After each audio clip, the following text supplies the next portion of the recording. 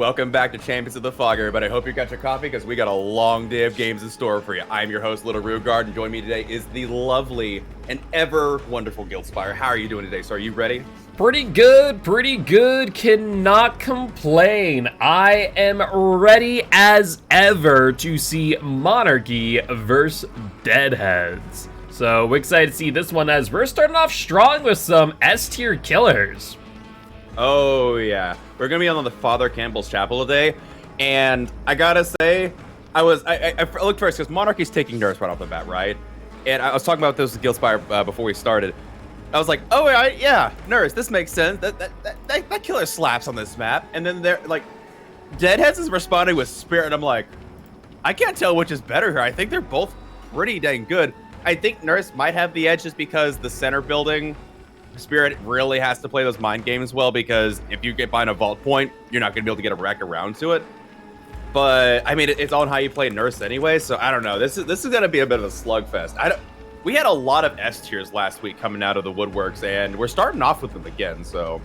Yeah, once again, it really comes down to that question of, like, for those who are willing to let S tiers move through that first ban phase, either you feel really confident as your killer, or you feel really confident that you can survive against that killer. And it really does come down to one of those two things. And I don't know, I'm always like, okay, how good is that other nurse? How good is the spirit we're going against? Because I would be just a wee bit frightful. Indeed, and good to see your face there. I'm glad you're back. Yeah, no, you know, sometimes drivers do be driving away. For those who stop on by during my personal streams over on my Twitch channel, you guys will know that they have a vendetta out against me. They really do. Fun fact, speaking of drivers, my Go XLR had its first update since I had it, and it immediately broke everything when I updated the driver. So I had to go back and refresh, and it was a whole thing. I was getting really worried that I wasn't going to have it ready for that night, because it controls all my audio tech now, so... You know, luckily, it fixed, but... Yeah, I mean, you and I both know quite well, technology's great when it works, horrible when it doesn't. Yeah, you would think updating drivers would be more streamlined, but... What do you mean? Know. I still have to use device manager. Yeah, same. I feel that. But speaking of streamlined, as this stream is, we're going to be loading into this first match very shortly here. I'm excited to see how this nurse plays. Who's playing the nurse, by the way? Do we know? Yeah, so I believe it might be Kay today over on Monarchy. And actually, it looks like Kay might be Keeperly from the looks of things. Oh, okay. I think I've seen Keeperly play Nurse before. Now that actually sounds very familiar. I think I've seen them play Nurse before. Yeah, no, they have played Nurse a few times. I've seen what they can do. So it's definitely going to be interesting to see what this Survivor team does in response. And also, once again, just really curious about what the meta picks are going to be for these killers today. As we have been just seeing so much Noed, No Way Out, and Deadlock. You know, will that be used on the nurse, as unfortunately her blink strike does activate Noed? Yep, very true. I would imagine we'd see a Noed here. I'm curious if we're going to see a shift away from Deadlock over time, but I'm wondering if Scourgehook just isn't enough regression. Like, it works. Like, Scourgehook is probably my favorite perk for pubs right now, but it might not have the punching power you need for a competitive scene.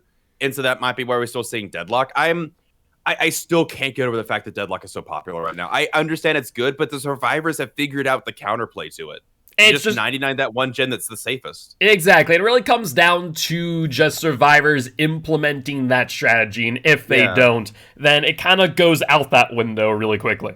That's true. That's true. And I guess on this map, you don't have that go-to safe gen to work with. You have to kind of figure that out for yourselves, what you think is the safest gen. But even then, it's whatever gen is, you know, in the corner that the killer doesn't want to protect. Like, off in the carnival that's by itself, they're not going to try and protect the 3 gen over there, so... Yeah, that's my exact thought as well. You know, take your time, kind of get a lay of the land, and go at it. But with that being said, we see Keeperly, or K right now, as the nurse. And they are looking around, and we do see a DC on Deadhead's side. No! Looks like maybe wrong build, looks like maybe connection issue, and we'll be jumping on in. This will allow the killer to change build as necessary, and survivor builds will have to stay the same, as I imagine this is a survivor-sided reset. Yeah, I would say so. That I mean, if a survivor DCs and we're on the right map, I don't know what they're DCing for. It must be a crash or something. That would be my thoughts, yeah. We'll get an update from our refs here in just a moment, and looks like internet did go out. That's a mood. That is such a mood. I was about to say, it's like, oh man, is it Dead by Daylight? Oh man, it's actually the internet for once. Usually it's like Dead by Daylight just having a hiccup because we're cross-platform, and it's already a bit unstable on some of the older platforms. But then you introduce cross-platform play, and all of a sudden it's an entirely different ballgame. So exactly. I don't think this will mess up the nurse too much. I honestly, even if the survivor, saw this build, I don't think I'd change much from it. Like I think it's a fine build. Now you could probably swap out 1 or 2 perks now that maybe a jig is up. You're like, maybe I don't want to do this now, but I would have done that build in a heartbeat. I don't know if I changed it or not. Obviously, you're going to keep the double recharge add-ons, probably, right? Yeah, I think realistically speaking, whether or not the survivors are aware, I mean, they are perks that are going to be well known at the start. Like, if you see Deadlock, okay, no way out, no ed. Oh, we see no Deadlock, okay, maybe I might question it a little bit more, right? So I think it's something that we're just going to see more and more of. And really does come into question if we see like 99% of killers just using this build and hammering out every time. I don't know. I think maybe for Season 3, I have to kind of address that and go, maybe something needs to be changed just a little bit. Right. I mean, it's the unfortunate side effect of... Okay, so as a killer, again, we've talked about this.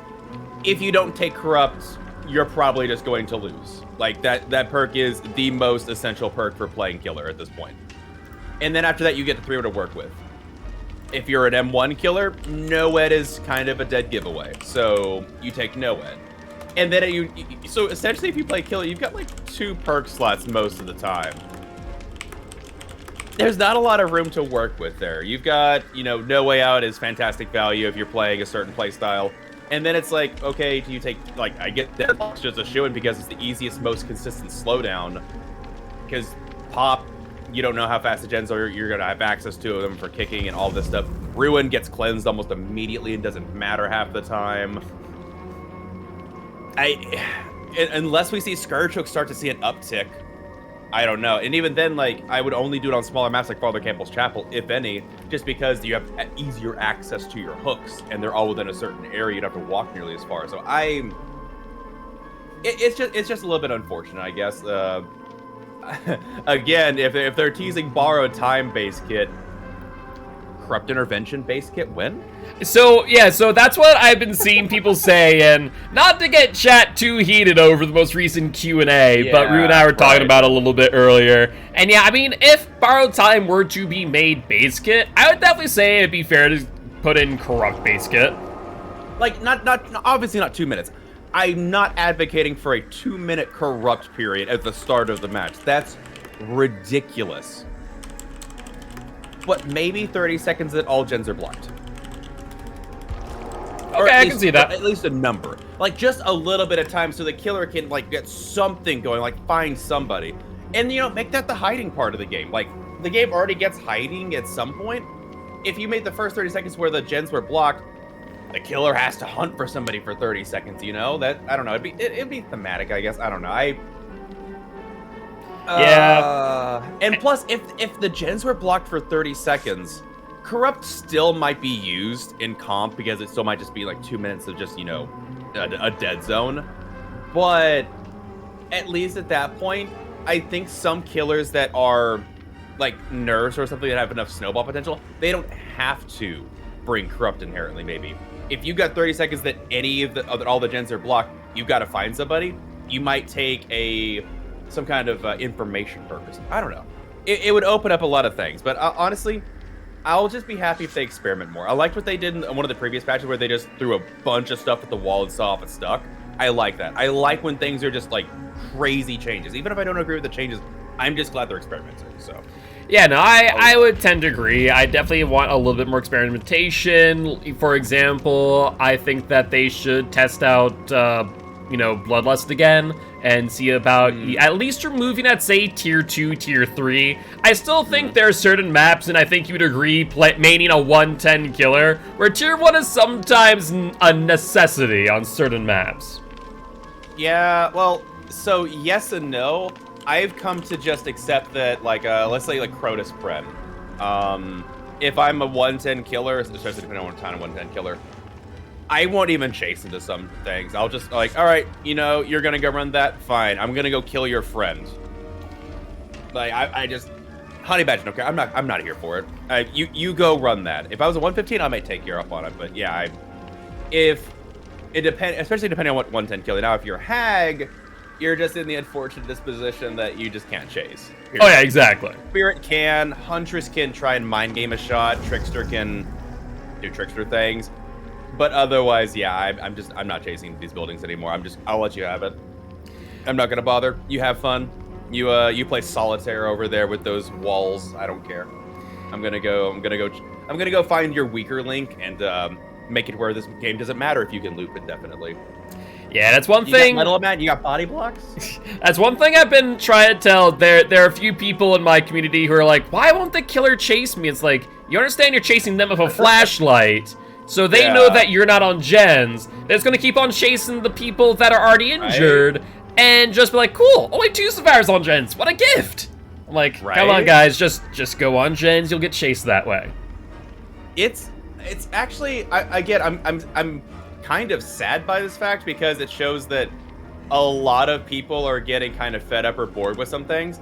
I have that issue too where people are like, they just won't play the game if they realize that I'm not going to let them get a flashlight save or something. It's like I turn against the wall. It's like, oh, okay, I guess I'll go sit on a gen somewhere, and then as soon as they get hooked, they just kill themselves on first hook. Well, and people get so bored or they're so entitled. I don't understand.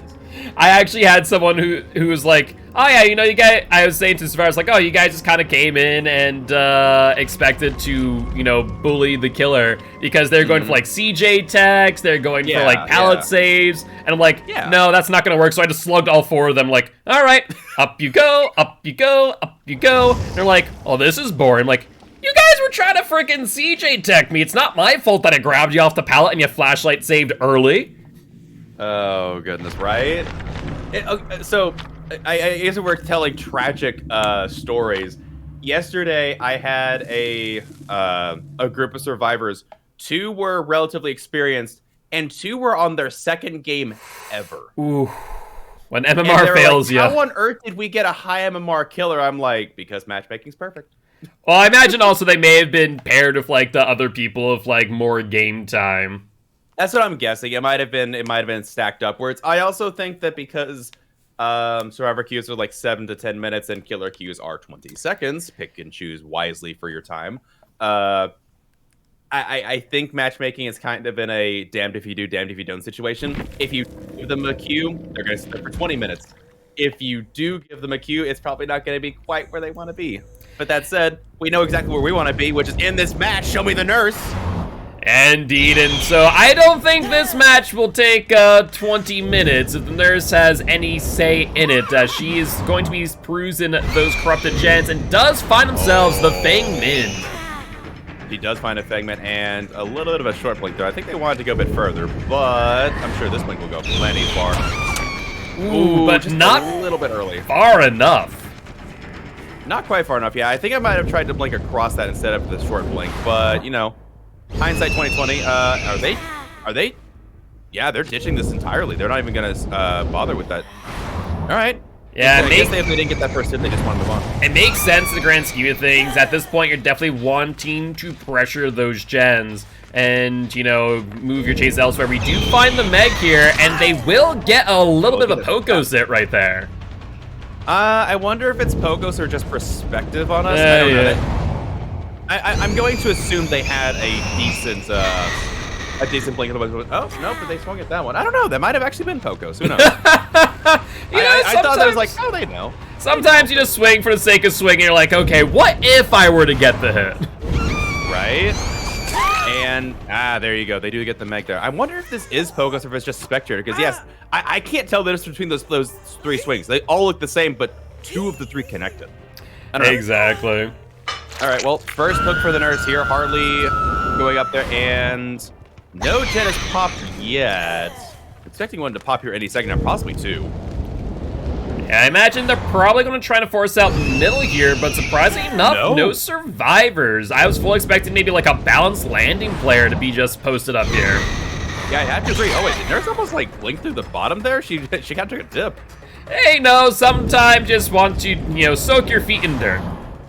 I agree. And is that an overcome? They got a lot of distance on that run. They did, but it did not matter. That Fengmin going down just as quick, if not faster, than the Meg. And this here will be our second look of the game and our first gen all the while. All right. I'm here for it. Also, I'm noticing Corrupt is up, and there's a gen block. So is that Deadlock? That is indeed Deadlock, the tried and true perk of comp, it would seem. Close. All right, so we are already on a different build from last game. Honestly, that was a great blink. There you go. That's a good prediction right there. That blink had me, and then they just hit into the wall instead. I have that happen so often. I feel for the rest when that happens. Ooh, good dead hard there. Yeah, no. Actually, was it necessary? Probably not in the grand scheme of things. I'm sure the nurse is happy one way or another, though, as we do end up in this LT wall, and Ace does end up going down around that tree. Dead hard definitely would have been pretty useful there to at least extend the chase a little bit more. But these survivors not going down without a fight, as 2 gens have been completed for these 3 hooks. Yep, we see that second gen getting done there, and these chases are actually going fairly efficiently for the nurse here. So I would say if things continue in the way they're going right now, I think nurse might have a pretty decent edge here. These survivors aren't lasting that long in chase. I mean, to be fair, it is Father Campbell's Chapel. It's a small map for the most part. The tiling is pretty spread out. Like you got this ones that block line of sight, but they're the standard tiles. They know how to mind game. Yeah, this is true. I do want to point out that Deadlock there on the middle gen had no progress whatsoever. So that's a fantastic thing for the nurse to hear, with that being the most quote-unquote progressed gen. So I think we're seeing nurse here just kind of camp out this hook and push them to second stage. I think they have all the time in the world for all intent and purpose. They really do. 45 seconds for a gen here. And you just checked, and this guy was already 20 seconds on. Yeah, you can force a second stage before they can pop a gen.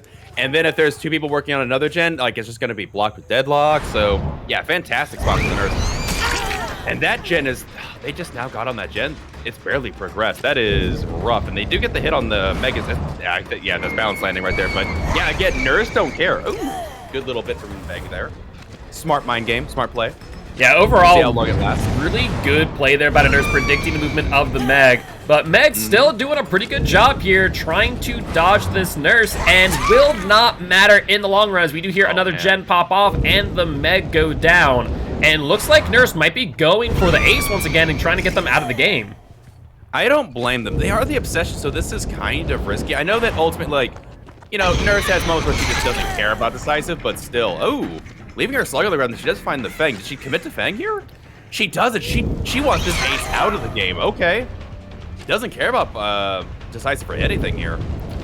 Yeah. I find that very surprising. I think it might also because they did see Ace with that medkit, so there is a very high possibility that Ace actually healed himself, which would indicate no decisive strike. That's a fair point, but we saw Fang there too, so I would imagine Fang would have just done the heal just for efficiency's sake. No, there's no decisive. Either it's been 66 or you're right, they did the heal. Wow. Okay, I guess the question is, that middle gen is like halfway done. They're probably going to finish it here in a second after the reset. Is this worth it? Can 3 people tackle this 3 gen over here in the corner? How tight is it? That is the question of the day. We do see main being worked on once again. I imagine that will be with Meg over here on the main gen, probably harassing this with bounce landing through and through, as we do see scratch marks out that window. But now it really comes down to, will Nurse be able to patrol this 3-gen efficiently enough to not allow these 3 survivors, at least these survivors be smart enough to just try and dip to the other side of the map every time they get hit? This is actually a pretty tight 3-gen now that we're looking at it. It's not the tightest 3-gen that can happen on Carnival side, but it's pretty dang close. Not to mention, yeah, I mean, you can only get so much distance there. I think your center gen's the safest. There's no real... Oh, the blink bug's back. Uh-oh. Well, the blink bug hasn't gone away. We haven't gotten that mid-chapter update just yet. Oh, no. But yeah, I don't think any of that 3-gen's safe to work on. Yeah, I think maybe the furthest one that you can run away from, I guess, maybe. If you have Lithe, you can hit the window and get out of there, but... that, like... Look at this. It's... As soon as you run away, where are you running to? You gonna run to Father Campbell's? Okay, cool. You're not very safe there. You gonna run by the still? This is a dead zone. Yeah, like, Feng is in a really bad spot here.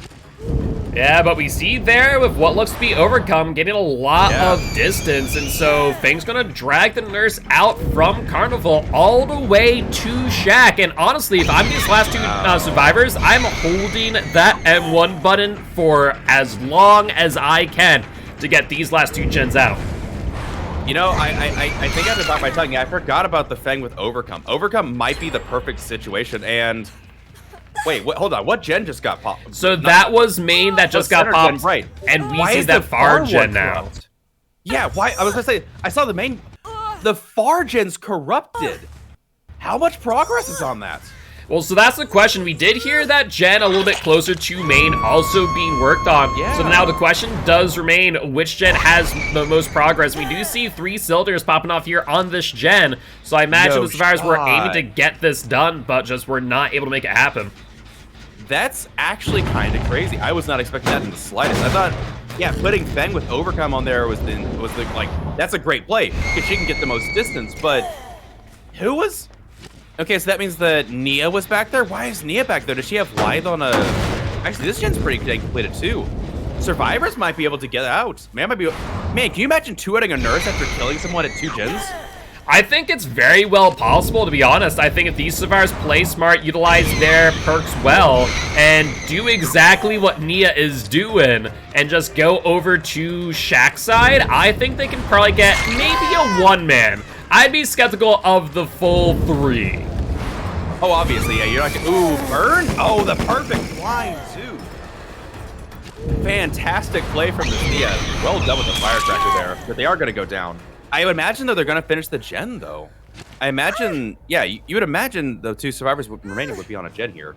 You would think so. I do want to mention, though amazing play there by Nia, did not really gain a lot of distance from it, just kind of kept within the LT wall, and Nurse did take advantage of that as they are now on the Meg, and ooh.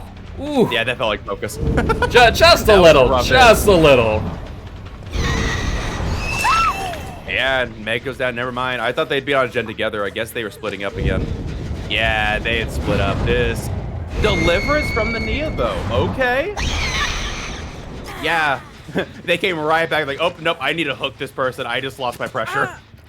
Yeah, I mean, that is a good point. I do want to point out that I do believe Harley might be on Death Hook, so this will be another survivor out, and I think at that point it will be the end of the match, but we see Nurse drop and gets the hit.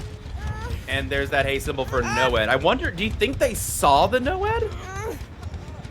Was the hit in time? That's a good question. That is an excellent question, one of which I do not know, but we do see the activation of No Way out there over on the exit gate, and looks like Nurse will go for the pickup on Harley. I want to point out, though, I don't think they're close enough to any hook. No, there's one over here. Yeah, yeah, they barely have enough hooks over here. This is the 3rd one.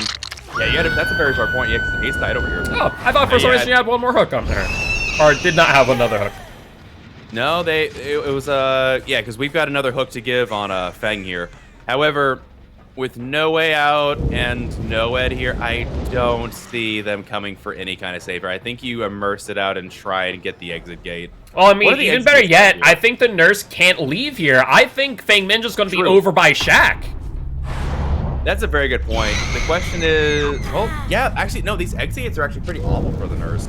Well, not to mention that, but we have the hatch that is going to be spawning at Shack no matter what. So as long as these survivors die faster, for some reason they were not suiciding, Nurse will end up getting the hatch here. I think there may have been a lapse in communication, as we did see Coolidge just holding on for dear life, and I think that may have potentially killed the Feng Min. That's a fair point. I wonder if it was a matter of them trying to figure out if the nurse is going to stick to the hook stereo or not. It might have been like, hey, we might be able to get an unhook, and they're like, no, we can't. Yeah, it might have been a miscommunication, or it might have been just indecisiveness in the comms. Oh no, can she see from up here? I think she can. This is usually a pretty good spot to take a peek, and sure enough, she can go back and forth between these two. And oh, but she can't from there. Yeah, she can't see that, but I think she can at least hear it, as long as it's been 20 meters. True, and yeah, you can blink to it. Ooh, they are gonna take the blink there. Interesting. I wonder how this Fangman could... I think the Fangman has a shot to get out here. I just don't know how they do it. I don't know what the mind game is. They're gonna have to do a silent open on one of the exit gates and then just hope and pray they're able to get it open before the nurse is able to blink over and hit them. Right. I wonder if they know that the nurse can't see them on that exit gate, because if you can't, you can do it to the second light and then hope that the nurse doesn't drop down. Oh man, this is tense. I don't... If this Fang Min escapes, it's gonna be a miracle. Oh, there they go. They're going for the blink. They're not doing it. And if is this like the ultimate mind game? I mean, it could be. There's only 30 seconds left, so Fangmin has to go for it right now, or it will be over to the EGC. And we do see Fangmin Nurse seeing it too. Will she have enough time to get there is the question, and no dice. Oh man, I would say if she had timed that where she had done it as soon as the nurse blinked away to that hill, she could have done it. She had the time for it. Oh, that's so unfortunate. She almost had that. Well played. Well played. Yeah, I think honestly the best solution there definitely would have been hatch, because I think Nurse was just going to wait it out, but unfortunately just we're not able to make it happen, and that there will be the 4K for Monarchy. Alright. Solid game. The survivors came back really, really well, surprisingly. I thought when Ace died and they got that third gen done, I thought it was KO after that. I thought it was just lights out. And the survivors actually banged out 2 gens really, really well and like really went toe-to-toe with the nurse for a bit there. The end game build definitely paid off here. The no-ed plus no way out was soul-crushing. I think that's ultimately like killing the Ace. The survivors did good to get the gens done, but they didn't have the time to prepare for no-ed. Usually, if you're in control of a game, you can, you know, call out the totems, figure out what's what. They didn't have a chance for that. They were just struggling to get those last 2 gens done. So I think that's ultimately what the pressure accomplished. It just allowed you to ensure that 4K. Or at the very least a 3K. They did good at the end. And I want to point out here, with those last 2 gens getting completed, the game is not exactly outside of Deadhead's control. Right now, it is 10-24 in Monarchy's favor. But if they come out with a 4K of their own before 5 gens are completed, then they will be able to not only take the lead, but win the first set. True. And you are bringing Spirit. Spirit does have some power, and just, I guess it comes down to how they play it. The nurse did a phenomenal job, but yeah, they're both S tiers for a reason. This killer is not to be trifled with. I'm curious how... You're very right. I have seen some absolutely disgusting Spirit play before, where they just left him slugged out constantly. You can go for that sometimes. It's a small enough map. If you have a decent idea of where all the survivors are at any time, you can constantly cat and mouse them, and the survivors have a limited number of resources to get themselves back up here. So yeah, we might see a very quick attempt at a snowball early on. Like, not even hooking that first person, leaving them slugged, and hoping that there's someone else nearby that they can go after and get something started. I don't know. Like I said, if they know that they can win it for their team that first set, if they can just destroy the opposing team before the 5th gen gets done. So yeah, I think it also comes down to how well this Survivor team does against the nerfed spirit, right?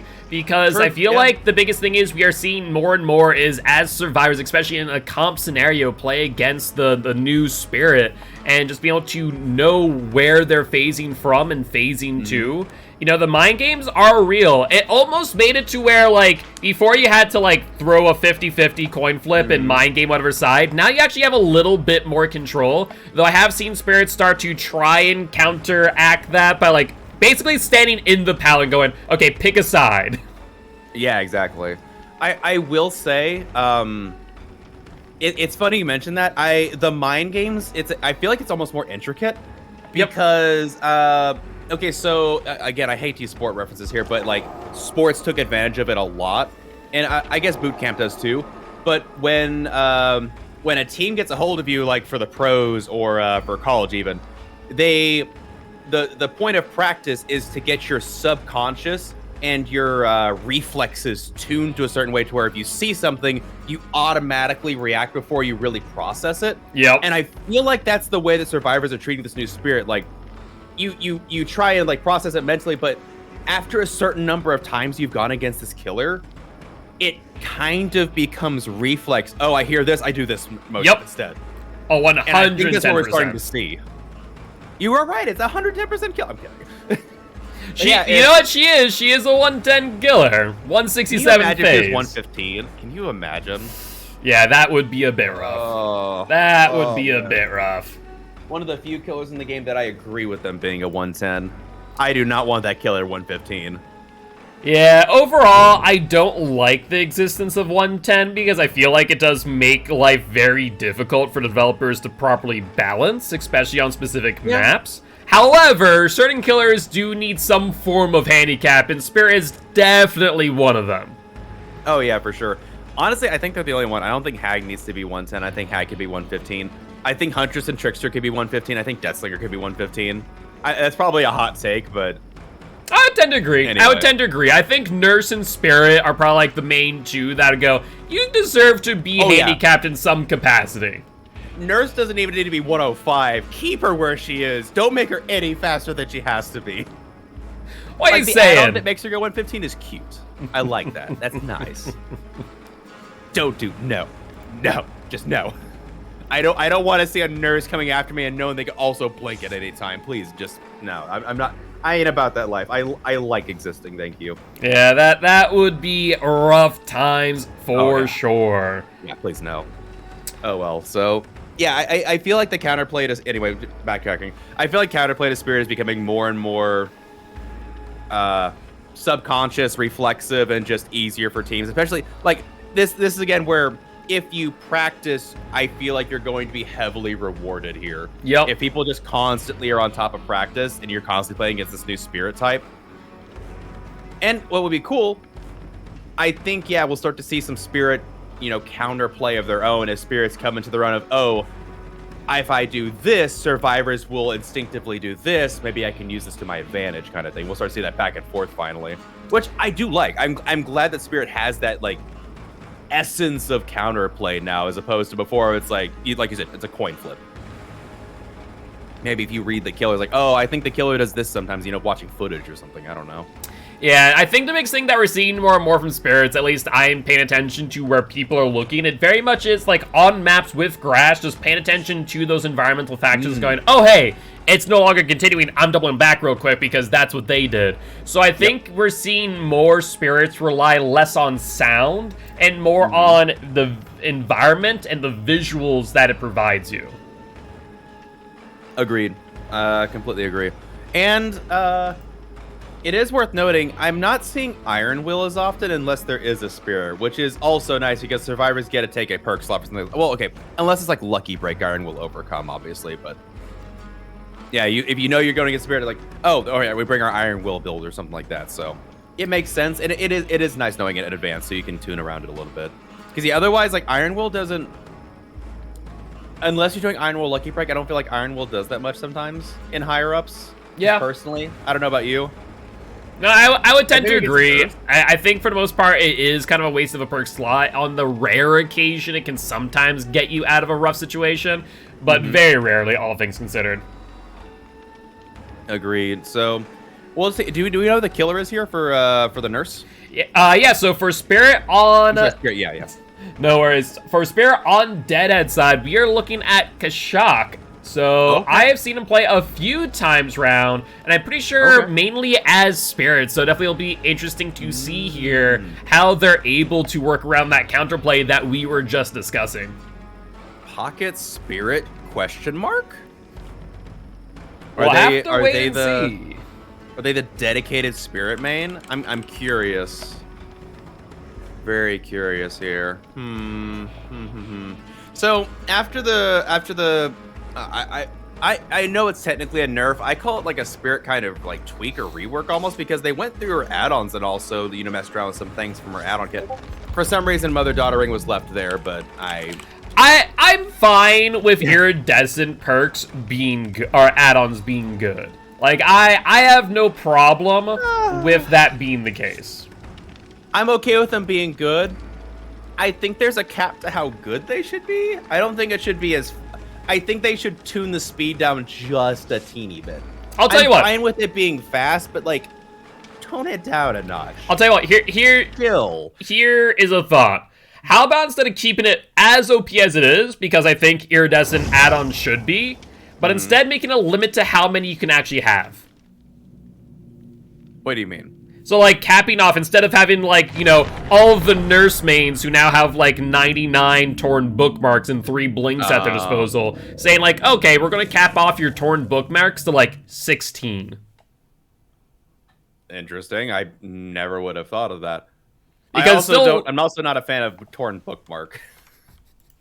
I prefer just have decent fast recharge. I would agree. 50% additional recharge is soul crushing. Yeah, just a little. Just a little. Oh, goodness. It takes so long. It's like 4.5 seconds for each charge to come back. I'm like, do you know how much distance a survivor gets? But you get 3 blinks in case they have a dead hard room. I don't care if they have a dead hard. Give me my 2-second recharge for my 2 blinks. I'll take that. I'll take my, like, oh, you got the dead hard. Good job. I'll get you on the next one. I'm just not a fan of the 3 blink personally. That is fair, but we do see the Spirit. Of course, we see that corrupt intervention, and Spirit is out on the prowl for these survivors, and will be breaking his door early. I am not a fan of breaking that door. I think it's actually a bit of a dead zone for the survivors to go into. We'll see how that pays off for them. I like that door staying there, actually, personally. I can definitely understand that. And Spirit's trying to find these survivors out here in Father Campbell's chapel over on the carnival, but not being able to really find anyone as of yet. And checking every tent at that. Yeah, that's smart. There's a lot of spots for these survivors to hide over here. It's a wonderland. It's almost as good as Dead Dog, I would say, except for the fact you just can't hide. There's no bush to hide in, but it's colorful. A lot of movement is hidden because there is movement there from the different objects. So, are they even on a gen right now? No, it's very possible that they might be waiting out this corrupt intervention, maybe even doing some totems all the while. But we do see the Quentin boy here actually on a gen and pretty well progressed too, trying to make some distance here to get to a tile. And once again, Spirit being 110. I don't think they make it. And sure enough, there's a swing and a miss. Yeah, the Spirit got caught on that rock that they were looping. And again, being a 110 killer and you're good reflexes there from Ultra, predicting where that Spirit's going to be and getting the pallets done. Yeah, being a 110 and your hitbox being bigger, you loop that slower than you really should be able to. And Ultra knew that, and they got distance. That is what hurts as a 110 killer. 115s can get that hit, 110 can't, and they know what they're doing. Well, yeah, that is my point. I also want to point something out as we watched Ultra there. I feel like Spirit's gameplay moved from Spirit using audio to their advantage to survivors now doing so against Spirit. Yep, they definitely use that audio key well, and they do get the hit on the Nancy, and she's going to try and follow it up here with another hit. Notice, though, Corrupt Intervention is gone, and they haven't even got a hook here, or down for that matter. Wait, where did Nancy go? Wait, hold on, is she at Lucky Break? It would appear to be the case, as we don't see no scratch marks or blood, and she is out moving from tile to tile and trying to make some distance, but Spirit moving out that phase and does get the down. I feel like Spirit dodged a massive bullet there. I feel like on all right, Nancy should have been able to get away, and Spirit just happened to choose the right direction. Is that a Scourgehook? My favorite perk of the game? It is indeed. Definitely a bit of surprise, as we haven't been seeing a lot of gen regression, and we do see Deadlock pop off, and one of my worst things I hate about Deadlock, try to get that kick in and just not able to make it happen, as Deadlock says, no, not today. And the survivors are playing around it. Look at that. 2 gens popping. And there's, oh my goodness, there's 2 gens that are deadlocked. Oh my word. They had 2 gens ready to pop, and they prevented. This is what I'm saying. Deadlock is not a killer perk, it's a survivor perk. Dear goodness, the counterplay, this poor Spirit. Oh man. Yeah, as soon as they read that there was deadlock, all right, we're playing it like this. Phenomenal job, and a very quick heal on that Nancy too. Yeah, they want to make sure that she has Lucky Break still up, because I think she does. I think she's got about 15 more seconds of Lucky Break after that chase and that heal. And you never know when that might come in handy for a surprise chase against this Spirit, as we do see the main gen pop off and another deadlock activation, though the Nia does end up going down. She does, and that is going to be the second hook. The Spirit only has 2 hooks, and these survivors have 3 gens done. Okay, I'm not saying the Spirit's done. Oh my word, there's another gen being worked on too. But the Spirit's gonna have to pull out some kind of miracle here. This is so much landslide going into the survivor's favor here.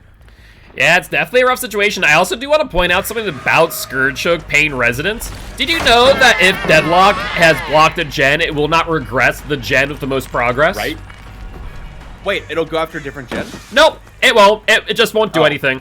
That's what I thought, yeah. So that's why I never run these 2 perks together. I wouldn't run Deadlock and Scourgehook. It's so... Yeah, it counters itself. It really does, and we do see that down there on Ultra, and I want to know a broken stats effect on the Nia here. Looks like the Spirit is keen on that idea as well, and will be trying to get the hit so they get applied a deep wound stats effect to negate the value, but... Look at that mind game. That's exactly what we were talking about. The Spirit going around the side and then doubling back real quick, forcing the survivor to vault because they heard the noise notification. Hold up, though. Let's just take a step back, for the broken status effect literally ended as she got downed. Oh, no. Literally seconds, less than a second away from being a full health state, and just get smacked to the ground. That is a painful moment, to say the least. True. Also, that gen was deadlocked. No, the further gen was deadlocked previously, and that one, I wonder how much progress is on that further one. I think they're gonna go check it out. They are indeed, and we do hear footsteps. Ooh, hold on. This could be bad. Oh my goodness, is this the... Hold on. Okay, never mind. Deliverance from Ultra. Okay, I was about to say, the survivors were about to be in a heap of trouble there. Because we saw that noise notification, and we saw Claudia take a hit. Oh, Ultra does go down there, though, so... Survivors aren't out yet, but I don't know. I think the Deliverance might have just saved the game for them. Yeah, at the end of the day, the biggest thing that we said here in order to avoid a tie would be that the Spirit needs to get a 4K before the 5th gen is completed with 1 gen remaining. They're definitely in a rough spot, but I will say, good, quick chases here by Kashak. Yeah, very well done, and Ultra is getting picked up here. The question is it in time? Is this a Scourgehook by chance for this? They need a Scourgehook to pop that gen in the corner. It is a Scourgehook, and she's Deathhook. Spirit has a chance here. They go back and kick that gen, regress it, and like camp it a little bit. They might be able to keep this. Oh, that's a skill check too. Oh no, that's 8 seconds. Spirit could hold out something. Wait, are they making a big brain read? It looks like they're checking here, and I think we do hear Ultra there on that gen. We'll be trying to go for the kill, and Ultra does get the down. The question is, will it be fast enough before the other survivors do progress that final gen? Yeah, because that gen, that gen had quite a bit of progress left when we checked on it. I might be wrong, but 8 seconds plus a Scourgehook is not enough. Another Scourgehook? They're getting good Scourgehook value. Really good Scourgehook value. What about that gen in the corner? They don't have a 3 gen, right? Yeah, there's one at Shack.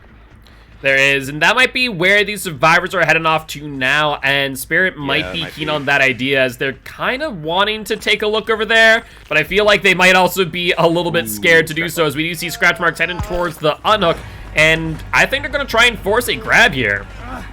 I don't blame them. Let's see, Ultra has 30 seconds or so left, and they did take the hit there, so unless Nancy comes off whatever gen they're on, Ultra's dead here? Oh man, this is close. The Spirit could pull this one out. There's Nancy.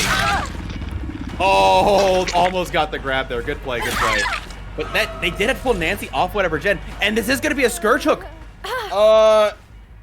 Is Kashak gonna pull this out and get a win for their team? I think with enough of this pressure and seeing that the one gen being regresses one again and again and again, that's 15% every single hook that's happened right now. And looks like Spirit was mindful of the fact that they're going to be trying to heal over here by Shaq and might be going for the down on either Ultra or the Claudette. And looks like they did find Ultra. And he's got the TNL here, but it's Spirit. Spirit don't care about this TNL. They did chase the Tyler. Oh, they're going for a Claudette here. That is so smart. Yeah, this Spirit had one of the greatest reversals I have seen.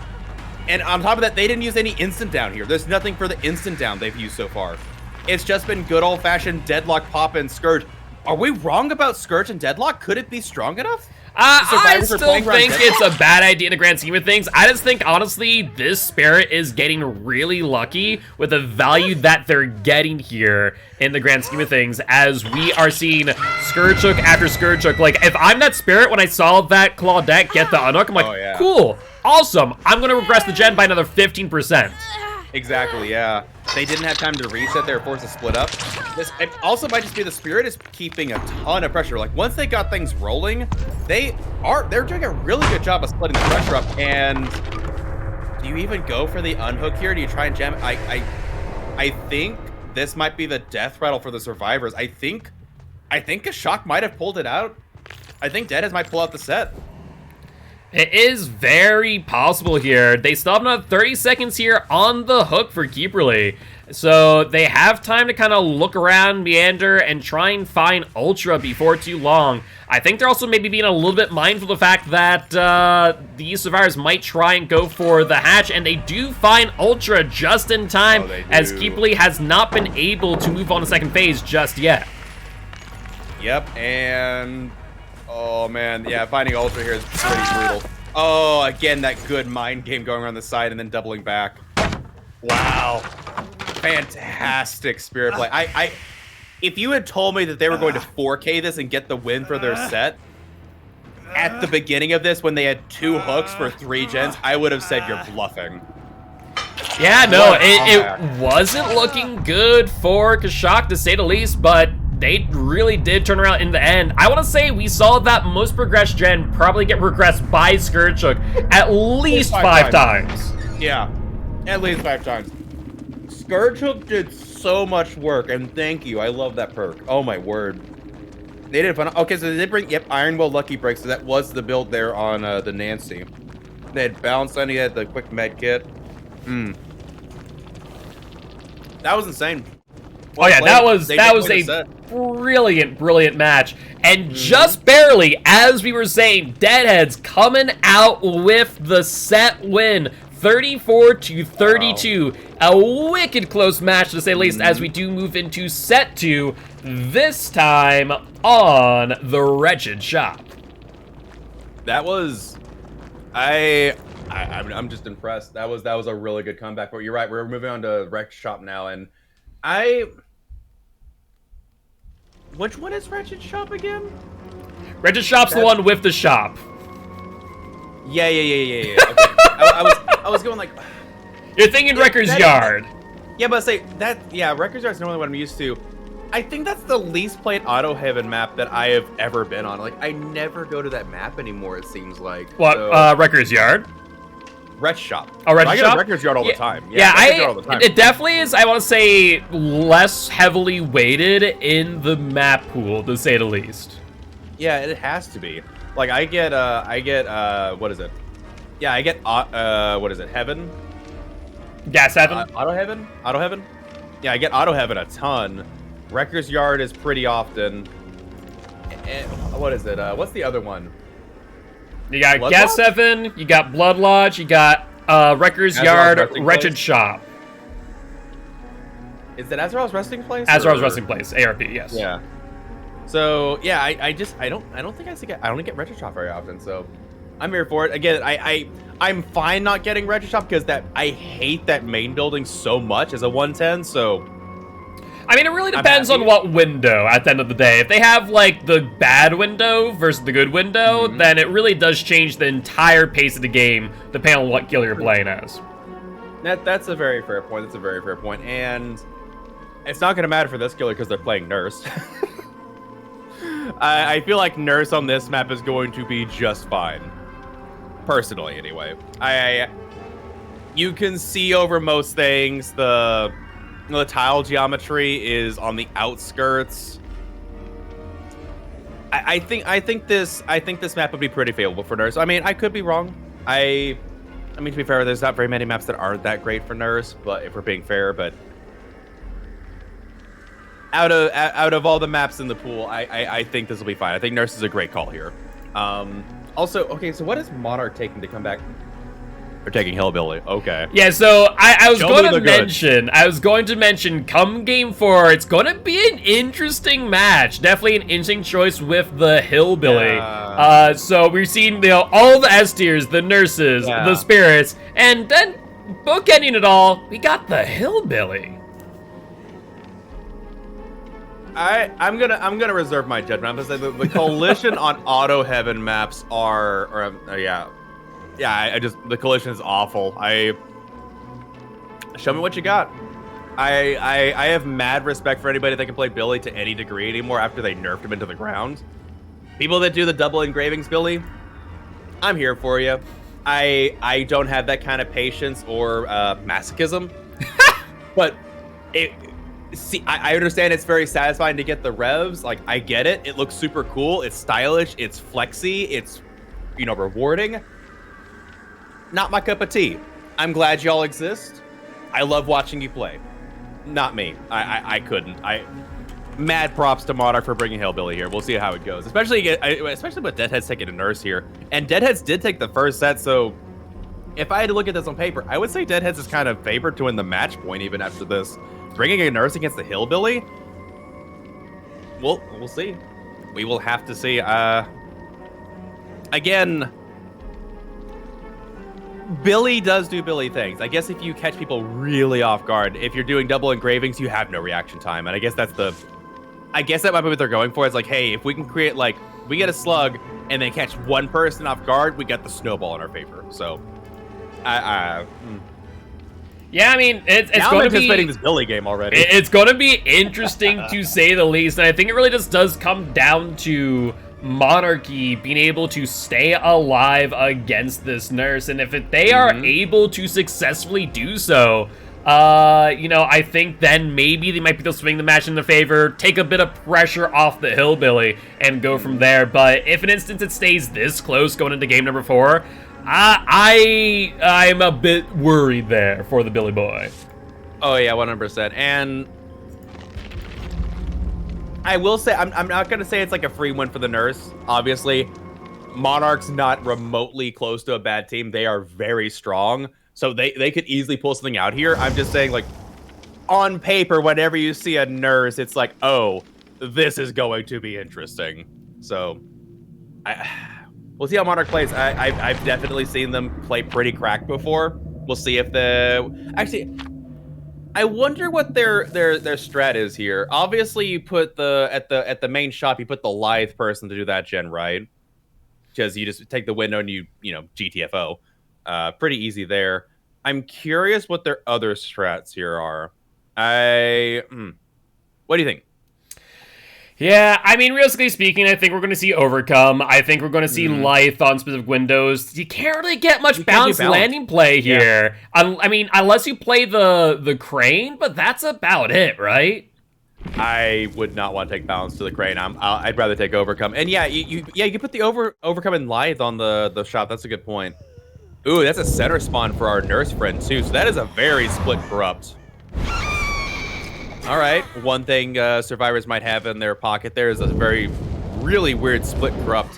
However, this nurse might be able to find it quickly. Oh, that hill spawn is in an interesting spot. I don't know if I've got the hill spawn there in a long time either. It really is hit or miss on this map. So, I mean, if they did bring bounce landing, stick that bounce landing player on that gen. No questions asked. True, and there's a gen that is close to that tractor too. So you honestly, if they did bring balance landing, it wouldn't actually be that bad for them. I wouldn't have personally brought it, but if they did, they could get some value and reward for it. And oh, they found 2 survivors immediately here. All right, who did they find? All right, so we see a Fang Min in the wait. This thing? That's Nia. Oh, the light burn not working there, and they do take a hit for it. Unfortunate. I thought they got the light burn. And they are chasing after this Nia here, going next to shop. And Nia's going, yeah, I think they're going to run this shop a little bit. Really, really good. Ooh, more light burn. Okay, I think they got the light burn that time. Well played there. Yeah, at the very least, it definitely stopped the nurse from being able to blink, and I think we're going to try and see it happen here again, but Nia just not able to fake out the nurse and will end up going down. Yep, they blinked right on top of them, and then the nurse had a second blink ready up just in case. So good job on the nurse.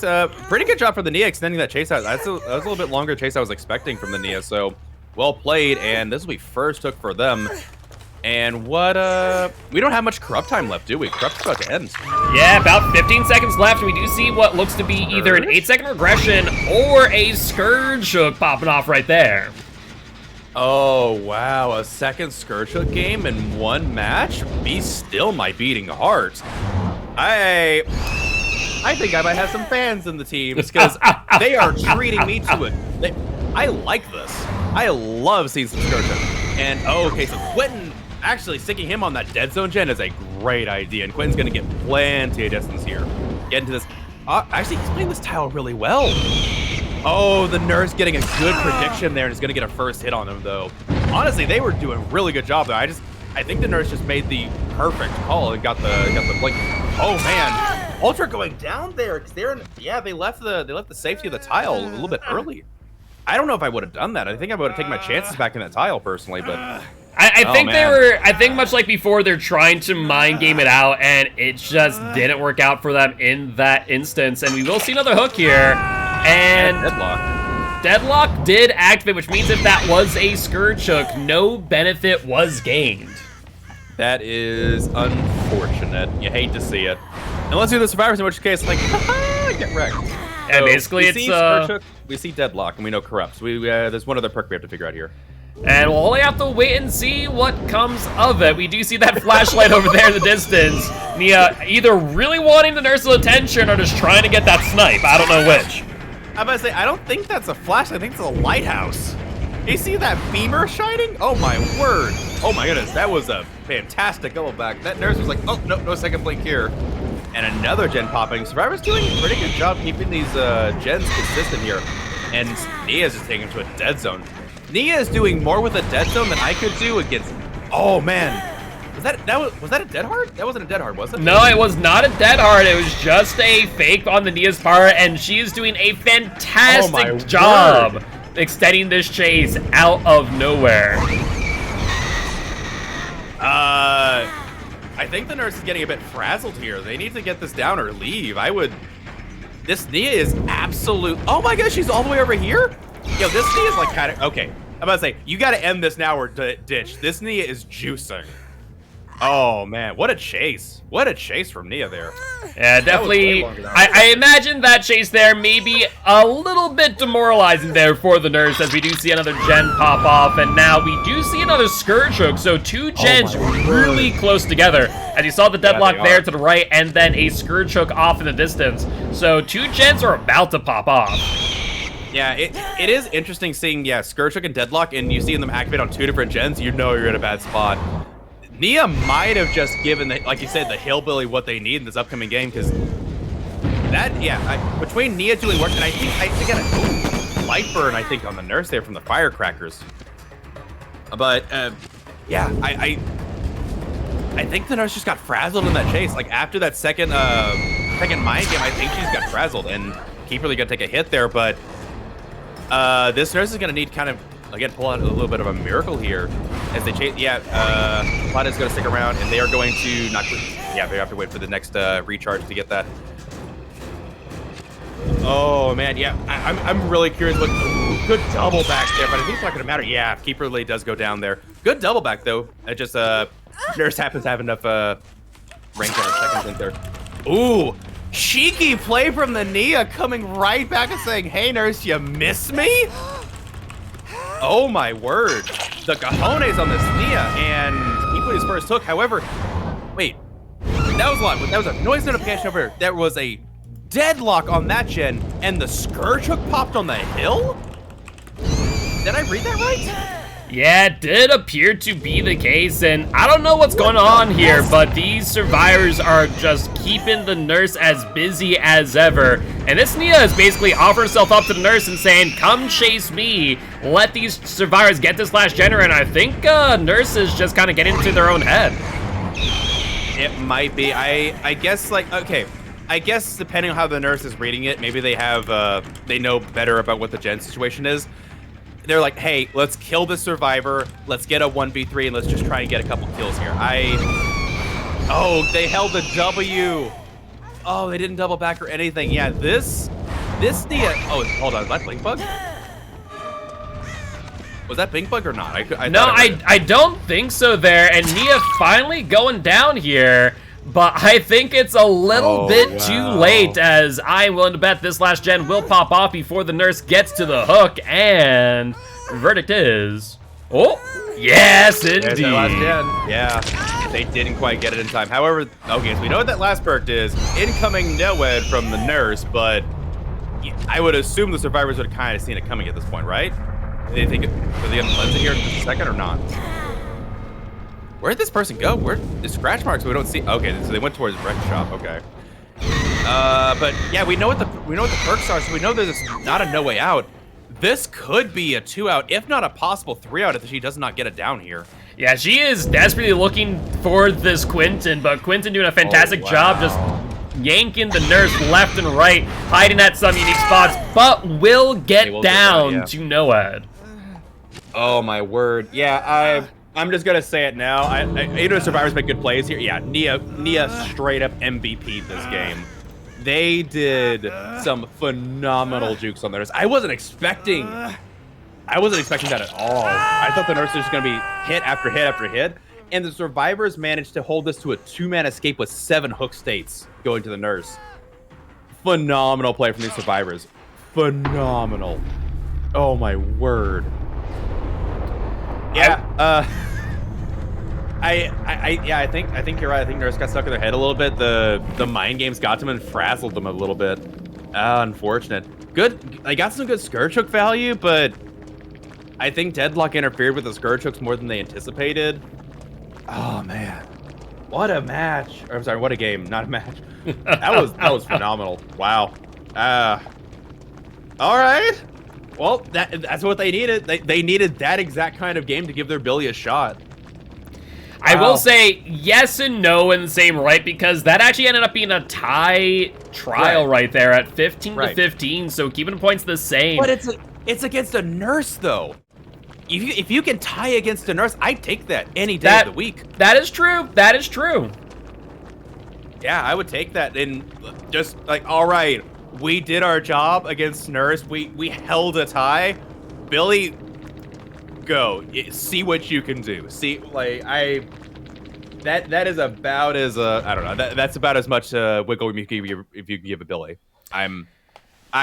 If I was them, I'd be proud of getting the 2-man out there. Well played. Oh yeah, absolutely, no doubt about that. And I think there for that trial, the MVP definitely being the Nia, keeping that nurse busy and dead zone after dead zone with very little work with, and just be able to basically predict how far she's going to blink every time. Right, and actually, I didn't get to see. Did they have Iron Will? I did not end up seeing. Let me see over here. I'm watching the replay. No, they didn't have Iron Will. The because we got Rocket Heart Kenzo, we got Kenzo Heart Rocket. The other one had the Iron Will. So I was about to say, maybe with Iron Will that could help Juicy because the nurse doesn't get any audio cues about where they're going. No, I think the most accurate term is they were milking a rock. Yeah. Yeah, like I don't know how they did it. I could only hope to aspire to that level of survivor play against a nurse. Well played.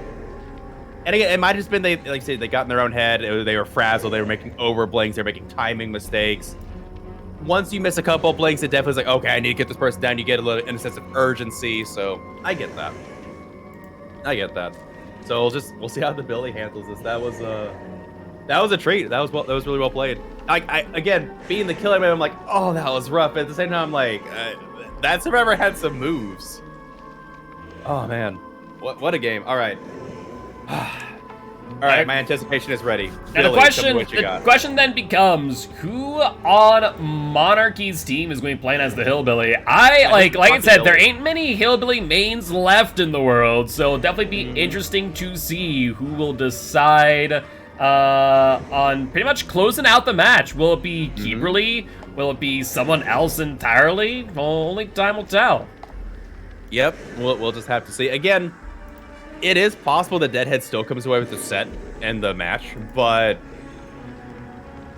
I imagine Monarchy would have they would have some kind of pocket Billy they'd hold on to, right? You wouldn't play Billy if you didn't have a pocket, right? That's a spicy choice. I wouldn't just take Billy for the fun of it. They have to know something we don't, right? Right? Yes? You would think. I mean, I would hope. It's one of those things where, like, Hillbilly. Like, if I'm ever wanting to take a Hillbilly, I'd much rather always have a Bubba. Same. That's what I'm saying. Like, I like it plays more linearly, but you know there's an inevitability to Bubba. You zone, you M1, you zone, you get it down, you camp it. It's inevitable. Bubba is Thanos, right? Would you say there's an inevitability? Yes. I would. I acknowledge your pun, and I deadpan face it.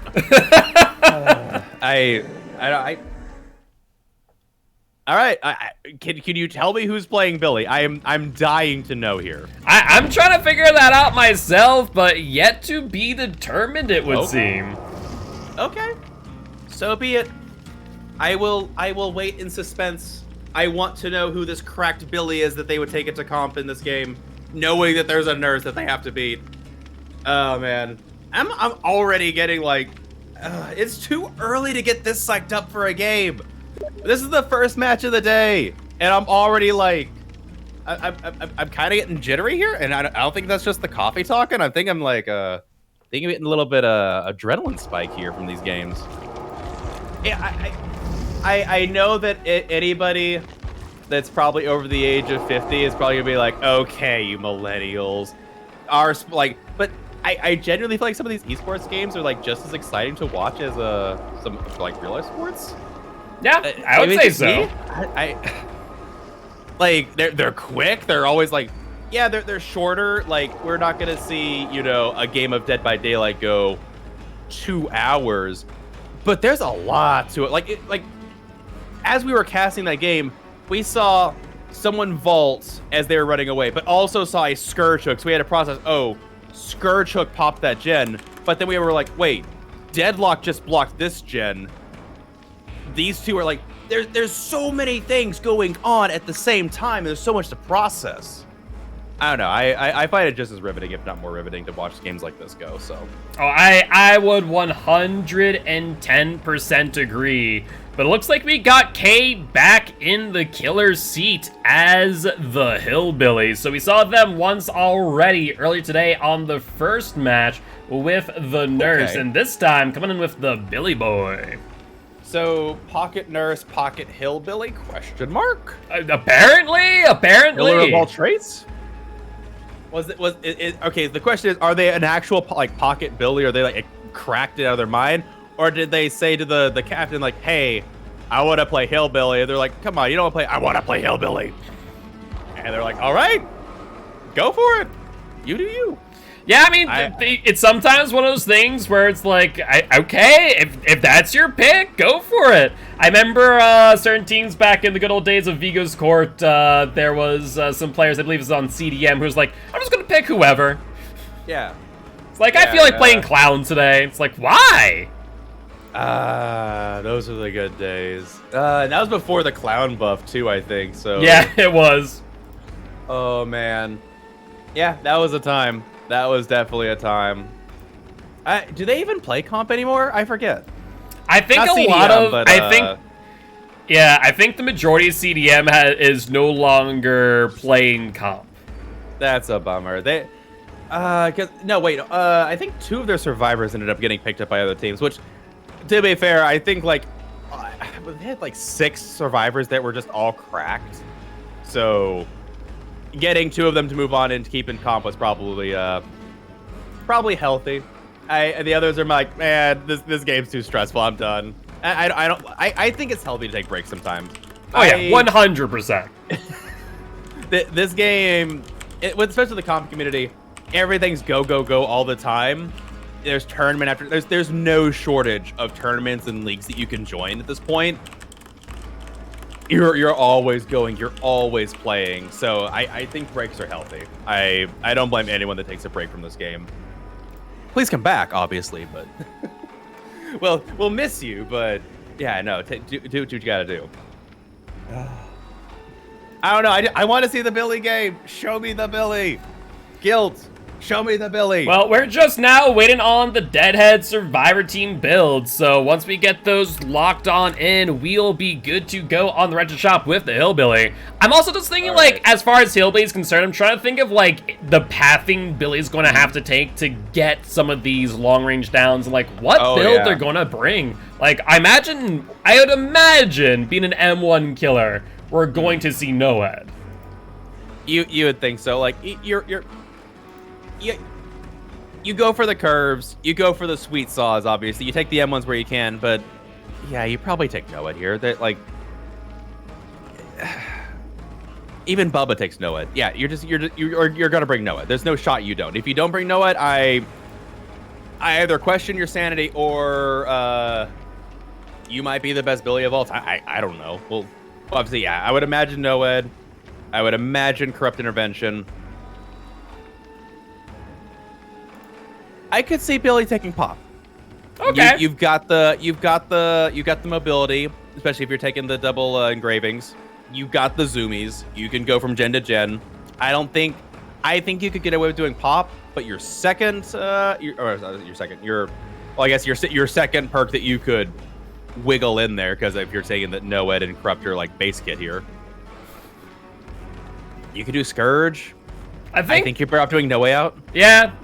No Way Out, Scourge, Pop. You know, the Chainsaw Bros are also known for the use of bamboozles, so there's that possibility too. Oh, you're right. Yeah, never mind. There's probably not going to be Pop. It's probably just going to be a bamboozle. Yeah, I forgot you have to take bamboozle for Billy. I forgot about that. I keep forgetting that you have to, because otherwise you're just never going to get a saw. Yeah, well, it's all the M1 gameplay there. Yeah, I didn't think about that. Dag. Gummit. I was hoping. Yeah, I completely forgot about it. Yeah. I mean, I know that I take Bamboozle personally on Trickster, but I keep forgetting that other killers that really want to try and get use out of their M2 also do the same thing. Yeah. Okay. You know what? I'll just be pleasantly surprised with whatever they bring. I was hoping for a Pop or something in there, but yeah, at the end of the day, you're an M1 killer. You got to do what M1 killers do best. So, okay. Tis true. We'll see what happens. Oh, no, maybe we'll see something crazy. Maybe they won't take double engravings. Maybe we'll take it like low pro and something else. I don't know. I mean, low pro definitely is a favorite of a lot of Billy mains, I feel. The question is how much value they get from it. I don't know. Right. I think the main value from low pro is not the ability to potentially hit survivors. I think it's the ability to go through pallets and not give up distance. Yeah, that's entirely fair. I still have not seen anyone try to seriously take the new Billy out. I forget what it's even called. But it's where it gives you, like, Enduring and Brutal Strength base kit. if your chainsaw's overheated. Oh yeah, I think I remember that. Yeah, I don't think anyone ever wants their chainsaw to be overheated. That is why. I was about to say, like, if you wanted to play around that and bring also enduring brutal strength, I think it'd be hilarious, but I don't know what you're trying to get out of it. I mean, okay, you bring that, you also bring fire up, 60% faster pallet kicks. Yes, please, but I digress. I don't know. I'm just spitballing here. I would assume it's double engravings, but yeah, low pro would make sense. Maybe low pro engravings or something. I don't know. I will leave it to the Billy experts, as I am not one. I used to play Billy a lot back in the day before the nerf, and then it's like, I likes my sanity, thank you. Yeah, I hope that maybe once, you know, Legion, Ghostface get touched up a little bit, maybe Myers Boy as well. Maybe they'll take another look at Billy and go like, okay, maybe we went a bit too hard on the Space Billy. Maybe we need to reinstate the space program. Yeah, I would hope so. I am glad that out of the dev update, we do get some knowledge like, okay, so Ghostface is on their radar. They're working on Legion. They're going to do Ghostface. And then hopefully we get something with Myers. I'm glad they're going back and giving these killers love, because we always talk about Legion being like the worst killer in the game. I still think Legion's like worse than Trapper at this point. I think they're just bottom.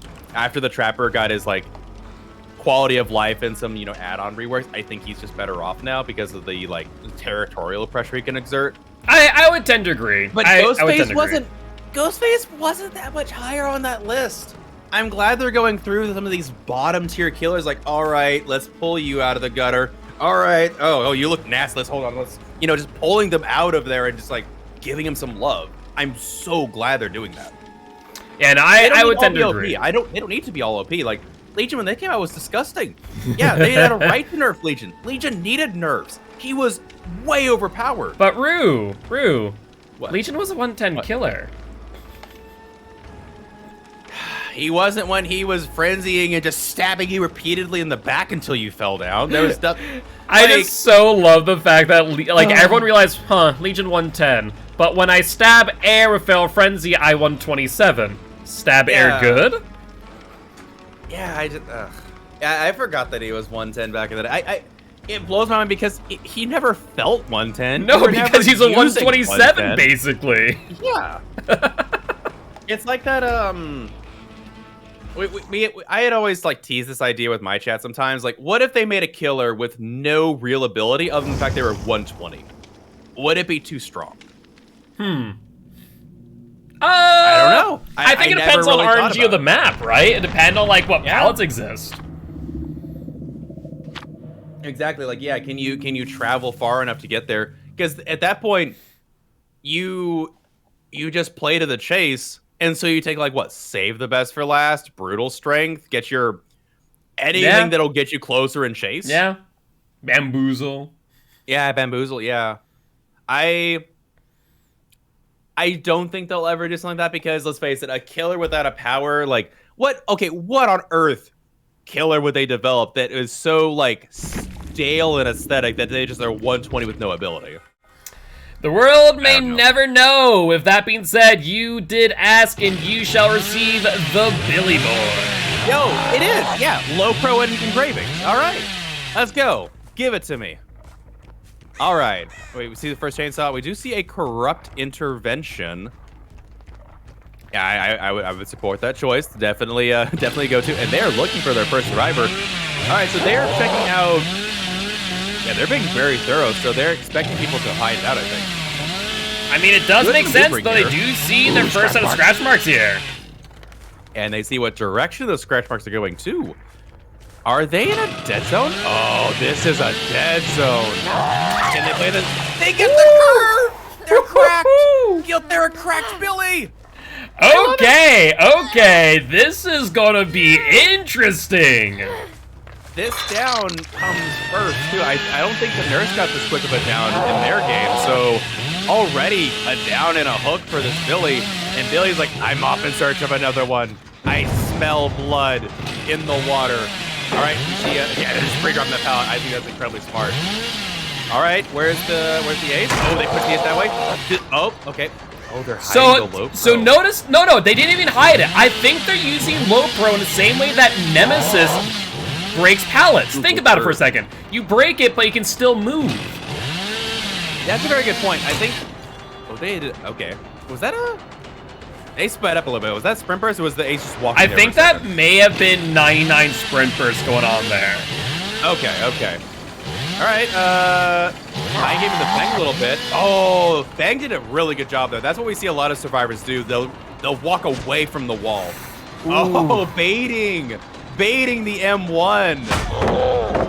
All right, and they do get the pallets done there. All right, so the survivors smell what's up. They're like, all right, okay, so this Billy knows what he's doing. We have to play a little bit more cautiously. Ooh, and honestly, really good, smart idea. I think it's the ace again. You can't stay there. There's no pallet left. It's just a dead zone now. Ooh. And we do see a vault there from Billy, and I'm not sure if you heard that there is a bamboozle. I heard the bamboozle. I love it. All right, so they do have bamboozle. They do have corrupt. We see a couple of things going on here. And Ace is a little bit caught out here. They're going to be very careful on this rock. Oh, good job there. Just barely avoiding the Billy there. Good job so far. We have seen a couple of good saws. Oh, man! I was wondering what's going on there, but he got the down. Nicely done. Oh, wow. They say you can't have your dessert with dinner, but I'm definitely having dessert with dinner right now. This is very enjoyable to watch. I will say, though, there's no gen regression, is there? There's no gen regression. Survivors still cranking out gens. Like, this is an enjoyable match to watch, like, no doubt about that. But, like, definitely need to point out here that it's still definitely going to be a hard-fought match for the Hillbilly. Oh, yeah, for sure. Billy's getting all fresh stuff here. Oh, they didn't have it quite 99 in time. They got to go for the curve. Oh, they couldn't because of the tires. Yeah. They're overheating there. Yeah, they're going to have to live off. Bummer. I want to mention very good management of the overheat here on this chainsaw. True. They were really feathering that well. Oh, and they're going to go for it here. Did they get it? Oh, they do! Right through the window! Oh, my word. Yeah, like, to the survivors' credit, they're doing really, really well. I think those two snipes on the survivors so far have just been really, really, either really lucky or really well timed. I can't tell. But the Nancy, it was dead. Like, they just didn't have the distance, so that was just unfortunate for them. Now, I do... Is he pop here? No pop, but I want to point out something. We did see a dull totem broken there in those tires. So these survivors, keep in mind that as a Hillbilly, might be trying to get rid of Noed early if it does exist. That would make sense. I would expect Billy to take Noed here. Like, Billy's doing some great chases. That can't carry you alone. This killer only has so much power and potential. But he is getting around. Are they gonna camp this out here? They might. I mean, with this gen right here, it might not be a bad idea as we do see the Feng Min. Ooh! Close. With that vaulted almost going down there, and looks like a bit of a trade here as we do see Felix and will get the body block. The borrow time body block. Wow, that was well played. I thought they were gonna get Felix down. Oh, 100%. I thought that was a guaranteed down, no doubt in my mind. And I'm fearful for this Billy now. I think this Nancy has decisive strike based on the way she's playing. I think she does too. And that's that. There's one more gen left. They have to. Oh, the dead hard too. Oh no. Yeah, I think she gets away here. If she doesn't, I'll be super shocked. Oh, and there you go. Yep, they do in fact. Have no wait, why'd she go? Okay, I was about to say, there we go, decisive strike. I was like, hold on one second, why are you going back here? No! She was just playing. Okay. So no decisive, but we do see No Way Out activate. No Way Out. This is Death Hook. If they find a... Oh, there goes the No Way. I was about to say, if you get a press survivor here, you can tie it. Now let's take a look at the score right now. If we're looking at it, it's 59 to 56.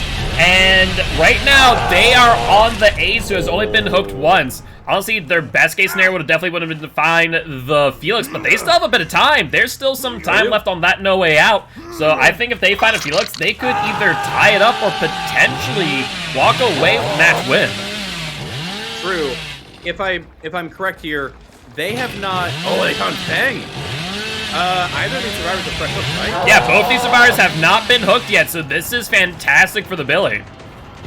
But this survivor, like, they do have to get the survivor down. Ooh, wait, they lost the stage? Are they expecting them? I wouldn't unhook here. I'd take the 2 out and just take the 6 hook. Leave the Billy with 6 hook states. I would 110% agree. This is a little bit of a gamble they're playing with. Yeah, but I say they get. Oh, but they see the Fang. Can they get this Fang before they get out? Oh, this is gonna be close. Oh, they're gonna go for the hook trade anyway. Oh, but you're kind of. I think Felix is out in the middle of nowhere. I think Billy might get this down. Oh, wow. Look at my game here. Oh, they do go down. Oh, no. It's going to be the 3K. They're not going to be able to get the person off the hook.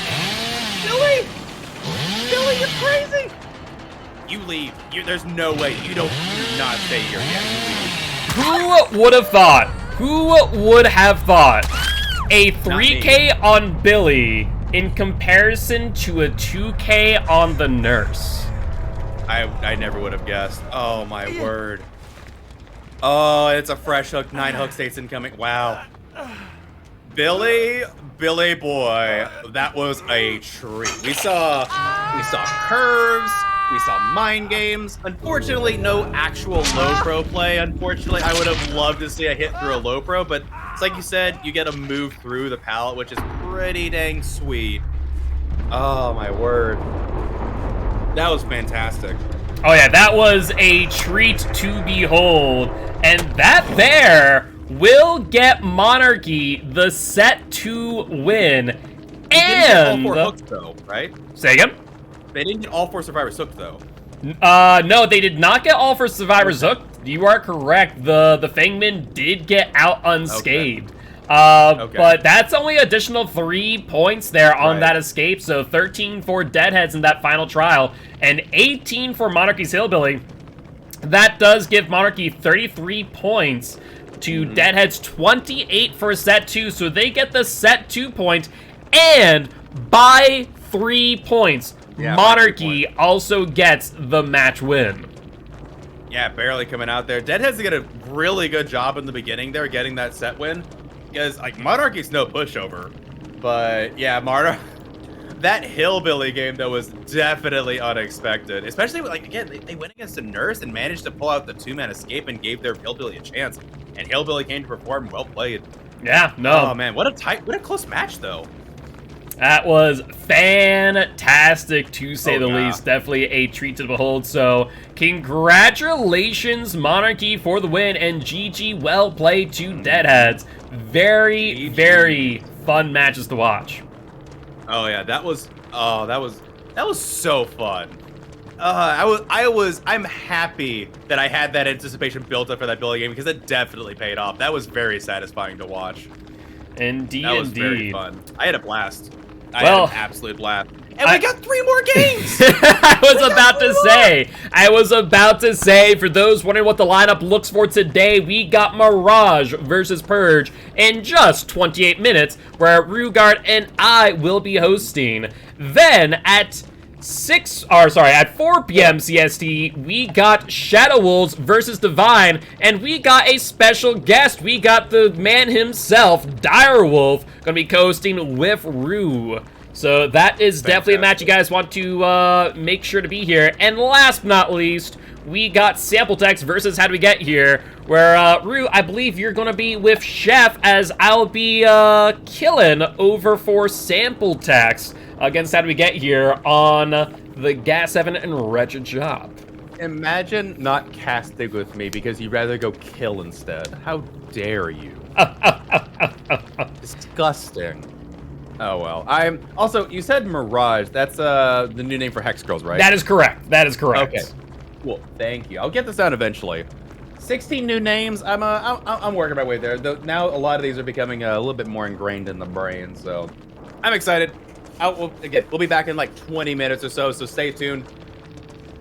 I'm expecting a good game here because Mirage is shown to be pretty good, and I've only seen like 2 games from Purge. Obviously, but I've only seen a couple games from Purge so far, so I'm still getting acclimated to how they play. So this will be a good match, I think.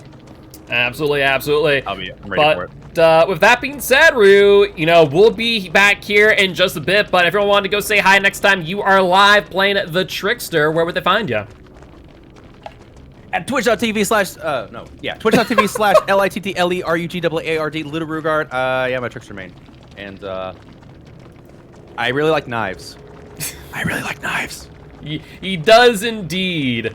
And we do also have Cerebral Assassins versus Atrocity. However, that one will be done offline, though. I imagine someone between that group will be streaming that. Yeah, so unfortunately, we're going to be missing out on that, as that did get rescheduled for 4 p.m. But oh well, it is what it is. I am your Commissioner Giltspire. I'm an educational Dead by Daylight player here to teach ghosts to play killer and survivors how to play against killer. So if you'll make sure to stop by and say hi next time we are live over at 7 p.m. over on my channel at 7 p.m. CST on Monday. But with that being said, we will see you guys in just 25 minutes. Bye-bye! Have a good one.